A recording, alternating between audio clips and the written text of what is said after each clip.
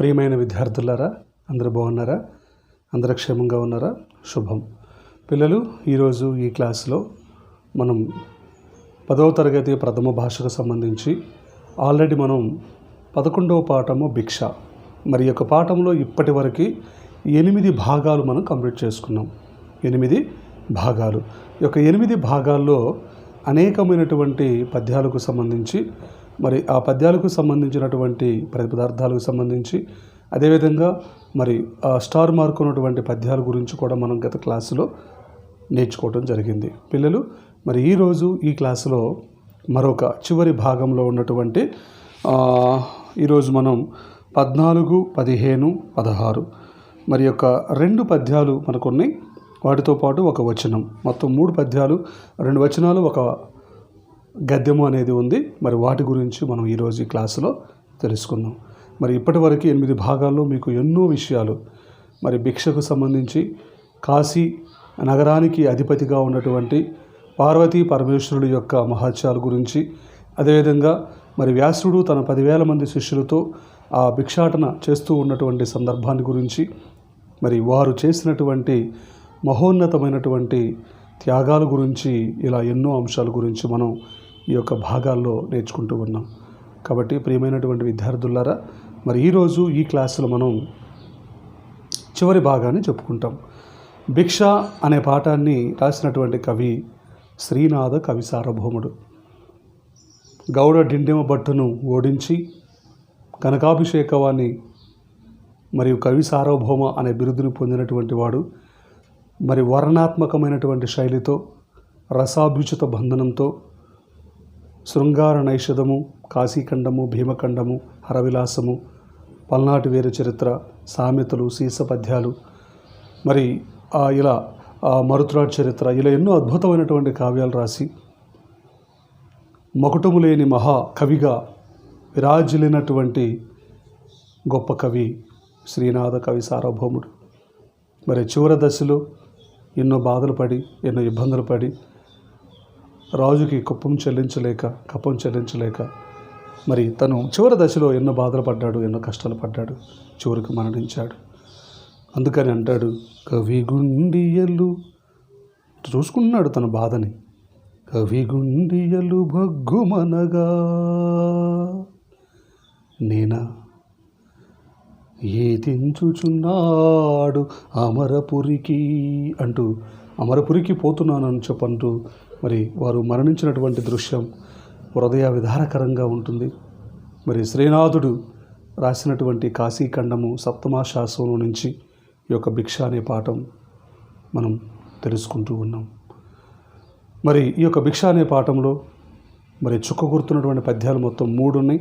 ఆ 3 మనం 2 పద్యాలు ఆల్రెడీ చెప్పుకున్నాం. మరి ఈరోజు మరొక పద్యం గురించి ఈరోజు మనం చెప్పుకుంటాము. ఓకేనా? మరి టెక్స్ట్ బుక్ ఉన్నటువంటి వాళ్ళందరూ కూడా టెక్స్ట్ బుక్ చూడండి. వేదవ్యాస మహర్షి కోప స్వభావం ఉన్నటువంటి వాడు. మరి వారిని పరీక్షించదలిచినటువంటి శివుడు కాశీనగరంలో ఉన్నటువంటి వాళ్ళందరికీ ఆహారం పెట్టవద్దని చెప్పటం, మరి వేద విభజన చేసి పంచమ వేదంగా మహాభారతాన్ని రచించి 18 పురాణాలు రచించిన బ్రహ్మజ్ఞాని వేదవ్యాసుడు. పరమ పవిత్రము, పరమేశ్వరుడికి ప్రీతిపాత్రమైన కాశీలో వ్యాసుడు తన 10,000 మంది శిష్యులతో కొంతకాలం నివసించాడు. బ్రహ్మీ ముహూర్తంలో నిద్రలేచి ప్రాతార్మ ఆధ్యాత్మిక విధులు పూర్తిగా వించి శిష్యులతో కాశీనగరంలో భిక్షాటనం చేసేవాడు. మరి శిష్యులు తాను వేరువేరుగా తెచ్చినటువంటి భిక్షలో సగం అతిథి అభ్యాగతులకు సమర్పించి మిగిలినటువంటి ఆహారాన్ని భుజించేవారు. ఒక రోజున కాశీ విశ్వనాథునికి వ్యాసుడిని పరీక్షించాలన్న సంకల్పం కలిగింది. ఆ సందర్భంగా మరి జరిగినటువంటి సంఘటన ఈ యొక్క పాఠం. ఆకలి ఎంతటి వాడినైనా విచక్షణ కోల్పోయేలా చేస్తుంది, ఇది మంచిది కాదని తెలియచెప్పటం మరి ఈ యొక్క పాఠాలు మనం నేర్చుకుంటూ ఉన్నాం. అంతేకాదు, ఈనాడు ఈ భిక్ష అనే మాట కేవలము అడుక్కు తింటము అన్నటువంటి ఒక అల్పమైనటువంటి అర్థానికి పరిమితమైపోయింది. ఒకప్పుడు భిక్ష అంటే పరమ పవిత్రమైనటువంటి వ్రతం. శివుడు ఆది భిక్షువుగా ప్రసిద్ధి. మరి గురువులు శిష్యులకు జ్ఞానభిక్ష పెడతారు. బుద్ధుడు భిక్షాధర్మంతోనే జీవనం సాగించేవాడు. బౌద్ధులందరికీ అదే జీవన సూత్రంగా ఉండేది. మరి గురుకులంలో చదువుకునే రాజకుమారుడైన భిక్షాటనంతో విద్యార్థి జీవనం గడిపేవాడు. భిక్ష పెట్టేవాళ్ళు కూడా అది మహా పుణ్యకార్యంగా భావించి తమ ఇంటికి వచ్చిన వారికి నమస్కరించి పూజించి భిక్ష సమర్పించేవాళ్ళు. మరి భిక్షాధర్మంలో చరించినటువంటి వేదవ్యాస మహర్షి కాశీనగరంలో పొందిన అనుభవం ఏమిటో మనం ఈ యొక్క పాఠంలో చూస్తూ ఉన్నాం. మరి వ్యాసుడు తన 10,000 మంది శిష్యులతోటి ఆ కాశీనగరంలో ఉన్నటువంటి బ్రాహ్మణ వీధుల వెంట ఆహారం కోసం బయలుదేరటం, మరి సమస్త విద్యలకు గురువైనటువంటి వ్యాస మహర్షి శిష్యులతో కూడి పట్టపగలు మండుటెండలో కాశీనగరంలోని బ్రాహ్మణ వీధిలో భిక్షాటనం కోసం ఇల్లు తిరుగుతూ ఉంటాడు. ఒక ఇల్లాలు వండుతున్నామంటుంది, మరొక స్త్రీ మళ్ళీ రండి అంటుంది, ఇంకొక ఆమె ఈరోజు మా ఇంట్లో వ్రతం ఉందని చెప్పంటుంది, మరో ఇల్లు డోరు కూడా ఓపెన్ చేయటం లేదు. మరి కాశీనగరంలోని గృహిణుడు అన్నపూర్ణాదేవికి ప్రియమైనటువంటి చెరుడుగా పేరుగాంచారు కదా. వాళ్ళు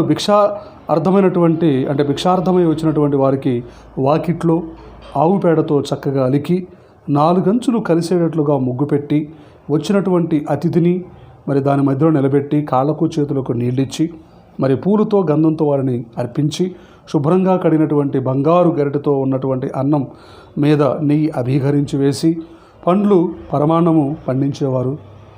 పిండి వంటలు చేర్చి భక్తి విశ్వాసాలు ఉట్టిపడుతూ ఉండగా కంకణాలు గాజులు పరస్పరం ఒరుచుకుంటూ ఉండగా తన అందమైనటువంటి చేతులతో భిక్షకులకు భిక్షని సమర్పిస్తూ ఉండేవారు. అలాంటిది అటువంటి పుణ్య స్త్రీలు ఉన్నటువంటి ఈ నేలలో ఒక్కరైనా భిక్ష సమర్పించడం లేదంటే ఆశ్చర్యంగా ఉన్నది.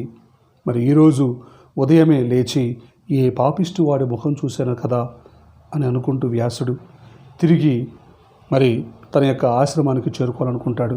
సరే, ఇక భిక్షాటనం మాని ఈరోజు ఉపవాసమే చేస్తాం, సూర్యుడు అస్తమిస్తూ ఉన్నాడు, రేపైనా మనకు ఈ బ్రాహ్మణ వాటికల్లో ఉపవాసానంత భోజనానికి సరిపడ భిక్ష దొరకకపోదు కదా అని అనుకున్నాడు.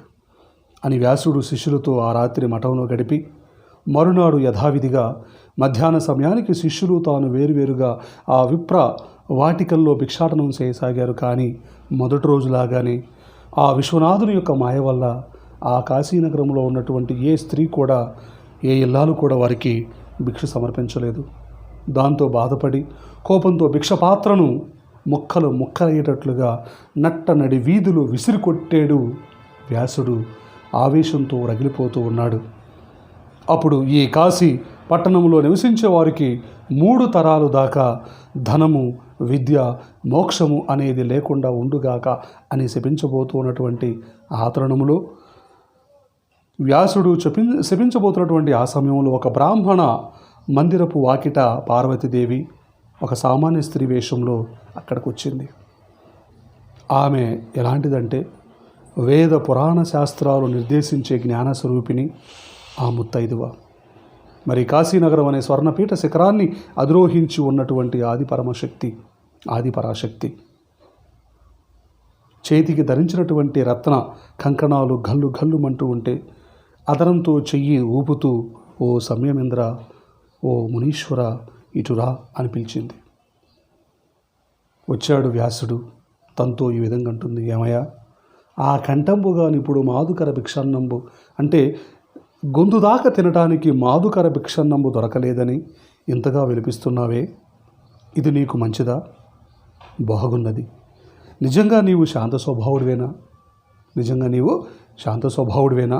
పిడికెడు వరిగింజలతో కాలం వెళ్ళబుచ్చేవారున్నారు, శాకాహారంతో దుంపలతో సరిపెట్టుకునేవాళ్ళు ఉన్నారు, మరి రోళ్ల వద్ద చెదిరిపడ్డ బియ్యం ఏరుకొని జీవనం సాగించే మునులు ఎంతమంది లేరు? వాళ్ళేమన్నా నీకంటే తెలివి తక్కువ వాళ్ళు అనుకుంటున్నావా? ఓ మునిశ్రేష్ఠ, ఉన్న ఊరు కన్నతల్లితో సమానం కదా, అది నీకు తెలియదా? అంతకంటే విశేషించి శివుడి అర్ధాంగి లక్ష్మి అయిన ఈ కాశికా నగరి మీద నీవింత కోపం చూపించటం అనేది తగునా అని మందలించింది పార్వతీదేవి. కేవలం భిక్ష దొరకలేదని నెపంతో బాధపడి నీలాంటి ఉత్తముడు విశిష్టమైనటువంటి యొక్క కాశీనగరాన్ని శపించాలనుకుంటాడా? చాలా ఆకలితో ఉన్నావు కాబట్టి మరి ఈ సమయంలో నిన్ను ఎక్కువగా బాధ పెట్టడం మాలాంటి గృహిణులకు మంచిది కాదు. మా ఇంటికి భోజనానికి రా, తిని కూర్చున్న తర్వాత నీతో కొన్ని మాటలు మాట్లాడతా అన్న ఆ మహాసాధ్విని చూసి వ్యాసుడు ఇట్లా అన్నాడు, తల్లి, సూర్యుడు అస్తమిస్తూ ఉన్నాడు. మరి నేనే కాదు, నాతో పాటు ఎంతోమంది శిష్యులు ఇక్కడ ఉన్నారు. మరి శిష్యులతో కలిసి భుజించాలని నా వ్రతం విడిచిపెట్టి నేను మీ ఇంట ఒక్కడనే భుజించలేను. ఈరోజు నిన్నటికి మరునాడే కదా, అంటే నిన్నటిలాగే ఈరోజు కూడా ఉపవాసం తప్పదని ఆ విధంగా వ్యాసుడు మరి ఆ పార్వతీదేవితోటి చెప్పాడు అని వేదవ్యాసుడు పలకగా కొంచెం నవ్వింది పార్వతీదేవి. అప్పుడు పార్వతీదేవి ఆ మాటలు విన్నటువంటి పార్వతీదేవి ఆ వ్యాసుడితో ఏమంది అనే అంశాల గురించి ఈరోజు మనం ఈ క్లాస్లో చెప్పుకుంటాము. పేజీ నెంబర్ 114, 114వ పేజీ. 114వ పేజీలో ఉన్నటువంటి మరి చివరి భాగము, లాస్ట్ 3 పద్యాలు మరి ఈరోజు మనం చెప్పుకుంటాము. ఆల్రెడీ పై పద్యం మనం చెప్పుకున్నాము. అమ్మ బాగానే ఉంది, మీరు రమ్మంటున్నారు, కానీ ఇప్పటికే టైం అయిపోయింది, సూర్యుడు అస్తమిస్తూ ఉన్నాడు. అస్తమింపగ చేసినాడు ఆ హిమకరుండు, శిష్యులేగాక యయుతంబు సిగురుంబోడి, వ్రతము తప్పి భుజింపగా వలనుగాదు, నేడు నిన్నటి మరునాడు నిక్కవంబు. అమ్మా, సూర్యుడు అస్తమిస్తూ ఉన్నాడు. నేనే కాదు, నాతో పాటు మరి ఎంతోమంది శిష్యులు కూడా ఉన్నారు. మరి శిష్యులతో కలిసి భుజించాలని నా వ్రతాన్ని విడిచిపెట్టి నేను మీ ఇంట ఒక్కడనే భుజించలేను. మరి ఈరోజు నిన్నటికి మరునాడే కదా, అంటే నిన్నటిలాగే ఈరోజు కూడా ఉపవాసము తప్పదని ఆ విధంగా వ్యాసుడు పార్వతీదేవితో చెప్పాడు. అప్పుడు పార్వతీదేవి ఏమందయ్యా అంటే, అనవుడు నల్ల నవ్వి కమలానన ఇట్లను, లెసగాక ఓ మునీవరా, నీవు శిష్యగణం ముంగొని చెయ్యన రమ్ము, విశ్వనాథుని కృపపేర్మి నెందరతిదుల్ చనుదెంచిన, కామధేనువుం వనుగొన్నట్లు పెట్టుదు, అపారములైన అభీప్సతాన్నముల్. అనవుడు నల్ల నవ్వి కమలానన ఇట్లను, లెసగాక ఓ మునీవరా, నీవు శిష్యగణముంగొని చెయ్యన రంబు, విశ్వనాథుని కృపపేర్మి ఎందరతిదుల్ చనుదెంచిన, కామధేనువుం బనిగొనున్నట్లు పెట్టుదున్, అపారములైన అభీప్సతాన్నముల్. ఓ మునివర్య, చెప్పాడు వ్యాసుడు, అమ్మ, ఆకాశంలో ఉన్నటువంటి సూర్యుడు అస్తమిస్తూ ఉన్నాడు. మరి మీరు నన్ను రమ్మని ఆహారానికి పిలుస్తూ ఉన్నారు. మరి నేను భిక్ష అనే ఒక వ్రతం చేస్తూ ఉన్నాను. ఈ వ్రతంలో భాగంగా మరి శిష్యులతో కలిసి కూర్చొని భుజించాలి అన్నటువంటి నా అభిమతానికి భంగం వాటిల్లుతూ ఉంది. కాబట్టి నేను రాలేను. పైగా మరి నా శిష్యులందరూ కూడా నా మీద ఆధారపడి ఉన్నటువంటి వాళ్ళు, వారందరినీ పస్తు పనుకోబెట్టి నేను ఒక్కడనే సమృద్ధిగా తినిపోతాం ఏమాత్రం కూడా మంచి పద్ధతి కాదు. కాబట్టి నిన్నటిలాగానే ఈరోజు కూడా ఉపవాసము ఉంటాను, తప్పదు కదా అని చెప్పింది. ఆ మాట విన్నటువంటి పార్వతీదేవి అనవుడు అని పలకగా నవ్వి, నల్ల నవ్వి, ఆ మహాసాధ్వైనటువంటి పార్వతీదేవి నవ్వి, కమలానన ఇట్లను, కమలము వంటి ముఖం కలిగినటువంటి, పద్మం వంటి ముఖం కలిగినటువంటి ఆ పార్వతీదేవి ఈ విధంగా అంది. లెసగా కయాను పలికింది, మంచిదే. ఓ మునీవరా, ఓ మునీశ్వర, నీవు శిష్యగణముంగొని, మరి నీ యొక్క శిష్యుని తీసుకొని చెయ్యన రమ్ము, వెంటనే ఇక్కడికి రండి. ఆ విశ్వనాథుని కృపపేర్మి, ఆ విశ్వనాథుని యొక్క కృపచేత ఎంతమంది అతిథులు మా ఇంటికి వచ్చినా కానీ కామధేనువం బనుగొన్నట్లు, మరి సాక్షాత్తు కామధేనువే మా ఇంట్లో ఉంది, అడిగినటువంటి కోరికలు తీర్చే కామధేనువు. మరి ఎంతమంది వచ్చినా కానీ లేదు అని అనకుండా ఆహారం పెట్టగలను. కాబట్టి అపారమైనటువంటి రుచికరమైనటువంటి భోజన పదార్థాలు పెడతాను. కాబట్టి మీరు మీ యొక్క శిష్యుని తీసుకొని త్వరగా ఇక్కడ రండి, నేను మీకు ఆహారాన్ని మరి పెడతాను అని చెప్పి ఆ మహాసాధ్వి ఆ పార్వతీదేవి ఆ విధంగా చెప్పింది. కాబట్టి మరి అని వేదవ్యాసుడు పలకగా కొంచెం నవ్వి పద్మముఖి అయినటువంటి ఆ ఇల్లాలు సరేలే మునీంద్ర, విశ్వనాథుని యొక్క దయ వల్ల ఎంతమంది అతిథులు వచ్చినా కానీ కామధేను వలె కోరిన పదార్థాలన్నీ కూడా అనంతంగా నేను ఏర్పాటు చేయగలను. మరి నీ శిష్యగణాన్ని తీసుకొని వెంటనే రా అని పార్వతీదేవి చెప్పింది. ఓకేనన్నా. మరి యొక్క పద్యం మనకి చుక్క గుర్తుంది కదా. మరి యొక్క పద్యం మనకి కొంచెం ఇంపార్టెంట్ పద్యం. మరొకసారి చెప్తాను, జాగ్రత్తగా చూడన్నా. అనవుడు నల్ల నవ్వి కమలానన ఇట్లను లెసగాక ఓ మునీవరా, నీవు శిష్యగణముంగొని చెయ్యన రమ్ము, విశ్వనాథుని కృప పేర్మి నెందరతిథుల్ చనుదెంచిన, కామధేనువుంవని గొనునట్లు పెట్టుదు, అపారములైన అభీప్సతాన్నముల్. అనవుడు అని వేదవ్యాసుడు పలకగా మరి ఆ పార్వతీదేవి హక్కున నవ్విందట. అనవుడు వేదవ్యాసుడు ఇట్లా చెప్పగా కమలానన, కమల ప్లస్ అనన అంటే పద్మం వంటి ముఖము కలిగినటువంటి ముత్తైదువ అల్లా కొంచెము మెల్లగా నవ్వి ఇట్లనన్, ఇట్లు ప్లస్ అనన్ ఇలా చెప్పింది. లెస్సగాక మేలు అగుగాక మంచిది. ఓ మునీవరా, ఓ మునీశ్వర, నీవు మరి శిష్యగణమున్ శిష్యులందరినీ తీసుకొని చెయ్యనన్ శీఘ్రంగా రండి, మా ఇంటి భోజనానికి రండి. విశ్వనాథుని కృప పేర్మి అంటే విశ్వనాథుని యొక్క పరమేశ్వరుడి యొక్క దయచేత అధికమైనటువంటి దయచేత ఎందరతిథుల్ మరి ఎందరూ ప్లస్ అతిథుల్ ఎంతమంది అతిథులు చనుదెంచిన వచ్చినప్పటికీ కామధేనువున్ మరి దేవతల కామధేనువును అనికొనున్నట్లు స్వాధీనం చేసుకున్న విధంగా అంటే కామధేనువును చెప్పు చేతుల్లో ఉన్న విధంగా అపారములు ప్లస్ అయిన అంతులేని అభిప్సత ప్లస్ అన్నముల్ అంటే కోరిన అన్న పదార్థాలను పెడతాను. కాబట్టి మరి మీరు కోరుకున్న విధంగానే మీరు ఎంతమంది వచ్చినా కానీ నేను లేదు అనకుండా మరి ఆ యొక్క ఆహారాన్ని నేను మీకు మరి సమృద్ధిగా నేను పెడతాను. కాబట్టి మీరు ఆలోచించనక్కర్లేదు, మీ యొక్క శిష్యులందరూ కూడా తీసుకొని మా ఇంటికి భోజనానికి రండి అని చెప్పి ఆ విధంగా పార్వతీదేవి అయినటువంటి ఆ యొక్క బ్రాహ్మణ స్త్రీ వ్యాస మహర్షితో చెప్పింది. అర్థమైందా? ఇది పద్యానికి సంబంధించినటువంటి ప్రతిపదార్థం. మరి ఎగ్జామినేషన్ మనకు చాలా ఇంపార్టెంట్.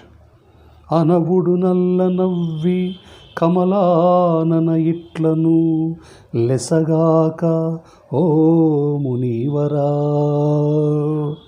నీవు శిష్యగణము కొని చెయ్యన రమ్ము, విశ్వనాథుని కృప పేర్మి ఎందరతిథుల్ చనుదెంచిన, కామధేనువుంబనిగొనున్నట్లు పెట్టుదు, అపారములైన అభీప్సతాన్నముల్ అనిన అట్లు కాక మహాప్రసాదంబని వేదవ్యాసుండు శిష్యులను కూర్చుకొని మరి భాగీరథికింజని ఆ ఉపస్పర్శంబ ఆచరించి ఏతించిన అని చెప్పగా ఆ మాట విన్నటువంటి వ్యాస మహర్షి మహాప్రసాదంగా భావించి మరి ఆ రోజు అనగా సరే మహాప్రసాదం అని వేదవ్యాసుడు శిష్యులను తీసుకొని గంగానదికి వెళ్ళి మరి స్నాన ఆచమనాదులను పూర్తిగా గావించుకొని మరి తిరిగి మధ్యాహ్నము వారింటికి భోజనానికి వచ్చారు. నెక్స్ట్ డే మరి ఎలా వచ్చారంటే వాళ్ళు చూడండి, గొడుగు పాగల గిలకలు గులకరింప నిందు బింబాస్య ఎదురుగా నీగుదెంచి, ఛాత్ర సహితంభుగా పరాశరతంజు బంతి సాగించే భుక్తిశాలాంతరంభునా, గొడుగు పోగల గిలకలు గులకరింప నిందు బింబాస్య ఎదురుగా నేగుదెంచి ఛాత్ర సహితంబుగా పరాశరతనూజు బంతి సాగించే భుక్తిశాలాంతరంబున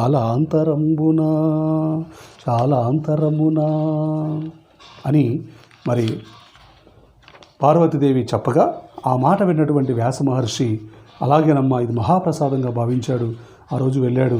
మరి ఆ రోజు కూడా నిన్నట్లాగానే పస్తున్నారు. మరి నెక్స్ట్ డే ఉదయాన్నే నిద్రలేచారు, కాలకృత్యములు తీర్చుకున్నారు, నదికి వెళ్ళారు. ఆ భగీరథ నదిలో, ఆ గంగా నదిలో స్నానం చేశారు.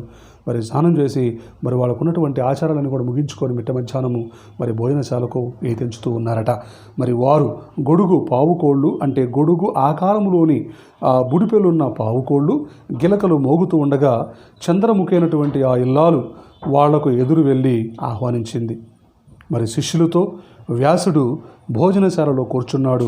అప్పుడు ఆమె వడ్డన సాగించింది. మరి ఆ విధంగా వారి పావుకోళ్ళు గొడుగు ఆకారంలో బుడిపెలున్నటువంటి పావుకోళ్ళు తెరించి గిలకలు మోగుతూ ఉండగా చంద్రముఖైనటువంటి ఆ ఇల్లాలు వాళ్ళకు ఎదురు వెళ్ళి ఆహ్వానించింది. మరి శిష్యులతో వ్యాసుడు భోజనశాల కూర్చున్నాడు. అప్పుడు ఆమె చక్కగా వడ్డన సాగిస్తూ ఉంది. మరి ఈ విధంగా తన యొక్క శిష్యులు మొత్తం కూడాను ఆ యొక్క భోజనశాలకు వచ్చారు. మరి కాళ్ళకు మంచి చెప్పులు వేసుకున్నారు. ఆ కాళ్ళకున్నటువంటి చెప్పులు కిరు మంచి చెప్పు అంటూ ఉంటే మరి నెత్తి మీద అవి మరి మన ఉంటాయి గొడుగు లాంటివి పెట్టుకొని మరి వాళ్ళందరూ కూడా 10,000 మంది శిష్యులతో వ్యాస మహర్షి మరి భోజనశాలకు ఎత్తించాడు. మరి చంద్రముఖి బింబం లాంటి మరి పద్మం వంటి ముఖం కలిగినటువంటి ఆ యొక్క ఉత్తమ ఇల్లాలు పార్వతీదేవి స్వయంగా ఆడికి వచ్చింది, మన ఆహ్వానించింది. మరి వరుసగా కూర్చోబెట్టి మరి అందరికీ ఓకే అంటూ భోజనం పెట్టింది. అందరూ కూడా హాయిగా సుఖంగా తిన్నారు. మరి వారందరి దగ్గర తీసుకొని పార్వతి అక్కడి నుంచి వెళ్ళిపోయింది. సో ఇది ఇంతటితో మనకి ఈ యొక్క భిక్ష అనే పాఠం సంపూర్ణంగా అయిపోయింది. సో ఆ విధంగా వ్యాసుడిని మరి ఆ తర్వాత శివుడి కాడికి తీసుకెళ్తుంది. మరి శివుడు వ్యాసుడిని నువ్వు ఏమనుకుని కాశీని శపించబోతున్నావు అని చెప్పి నానా విధాలుగా అని చెప్పి మరి కాశీలో అడుగు పెట్టవద్దని చెప్పి అన్నం పెట్టిన తర్వాత అక్కడి నుంచి వాళ్ళు పంపించేస్తారు. సో ఇది మరి ఈ యొక్క భిక్ష అనే పాఠము. ఇంతటితో మనకి ఈ యొక్క పాఠము సంపూర్ణంగా అయిపోయింది. మరి ఈరోజు చెప్పినటువంటి యొక్క భాగం నుంచి మనకి ఎగ్జామినేషన్లో ఎటువంటి ప్రశ్నలు మనకు అడగడానికి అవకాశం ఉందనంటే, భోజనానికి ఆహ్వానించిన గృహిణితో వ్యాసుడు పలికిన మాటలను బట్టి మీకు ఏమర్థమైంది? ఈ పాఠం ఆధారంగా నాటి గురు శిష్యుల యొక్క సంబంధం ఏంటి? మరి ఆనాడు గురు శిష్యులు అన్నటువంటి బంధానికి మారుపేరుగా వీళ్ళంతా కూడా ఉండేవాళ్ళు. మరి ఎంతో చక్కగా గురువు అంటే శిష్యులకి ఎంతో ప్రాణం, శిష్యులంటే గురువుకి అంతే ప్రాణం. కాబట్టి వాళ్ళిద్దరి మధ్య ఒక మంచి అండర్స్టాండింగ్ అనేది ఉండేది. మరి ఈనాడు విద్యార్థులు గురువు చెప్పే మాటలు పిల్లలు వింటలేదు. మరి మనం మారాలి. మనంతా కూడా కలిసిమెలిసి మంచి జీవితాన్ని గడపడానికి ప్రయత్నం చేయాలి. సో ఇది భిక్ష అనే పాఠము. ఇంతటితో మనకి ఈ యొక్క పాఠం సంపూర్ణంగా అయిపోయింది. మరి ఈ యొక్క పాఠానికి సంబంధించిన గ్రామర్ 10వ వీడియోలో మనం నెక్స్ట్ వీడియోలో చూస్తాం. మరి ఈ పాఠం విన్నటువంటి మీరందరూ కూడా విని చక్కగా ఆనందించారని నేను విశ్వసిస్తూ మీ అందరికి అర్థమైందని చెప్పి భావించుకుంటూ సెలవు తీసుకున్నా. ధన్యవాదాలు. Take care. Thank you.